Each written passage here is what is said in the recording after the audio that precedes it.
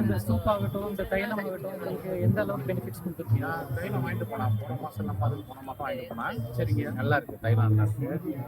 சூப்பும் நல்லா இருக்கு. சரிங்க. 50 தான் கமிஷன் கொடுத்துருச்சு. சரிங்க. உங்களுக்கு என்ன ப்ராப்ளம் இருந்துச்சுங்க? இதுக்கு முன்னாடி ஏதாவது மூட்டு வலியோ இல்லை உடல்ல அது என்ன இருக்கு, கழுத்து வலி இருக்கு. நான் வலிக்கிறப்ப தைலம் வைக்கிறது. சரிங்க.